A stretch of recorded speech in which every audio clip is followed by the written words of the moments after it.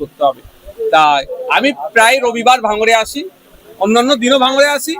আমার daily routine হিসাবে ভাঙড়ে এসেছি। আজকে চালতাবেরিয়া অঞ্চলের বেশ কিছু জায়গায় জনসংযোগ আছে, এখানকার মানুষের অভাব অভিযোগ শুনবো, যতটা আমার পক্ষ থেকে সমাধান করা যায় সেটা করব, বা সঠিক পরামর্শ দিয়ে কিভাবে সমাধান করা যায় সেটাও বলবো।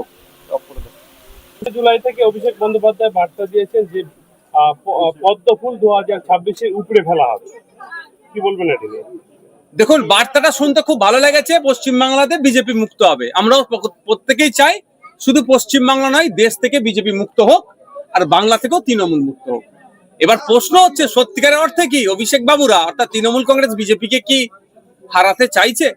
যদি বিজেপি মুক্ত করতে চাই, সর্বপ্রথম কাজ হবে শুভেন্দু অধিকারীদের মতো যারা রাত দিন মুসলমানদেরকে রোহিঙ্গা বলে দেখে দেওয়ার চেষ্টা করছে, ভারতীয় মুসলিম বাঙালি মুসলিমদেরকে উপরে অত্যাচার নেভিয়ে আসছে, ঘুষপেটিয়া বলছে, দেশদ্রোহী বলে দেখে দেওয়ার চেষ্টা করছে, মাদ্রাসা মসজিদ গুলোকে ক্রমাগত আক্রমণ করছে ভাষাগত ভাবে, তাদের বিরুদ্ধে ফায়ার করে এদেরকে জেলের মধ্যে রাখুক। নেতাগুলোকে ধরে জেলের মধ্যে রাখলেই তো এমনি পদ্ম ফুটা বন্ধ হয়ে যাবে। গল্প শোনাচ্ছে আমাদেরকে, 2021-এ গল্প শুনিয়েছিল, 3 থেকে 77টা এমএলএ বানিয়ে দিয়েছে এই তৃণমূলই তাদের দায়িত্ব নিয়ে সহযোগিতা করে বকলমে। 2014 থেকে 2019-এর এমপির সংখ্যা অনেক বেড়ে গেল। আর গল্প আমাদের শোনাচ্ছে কে বিজেপিকে রুখবে।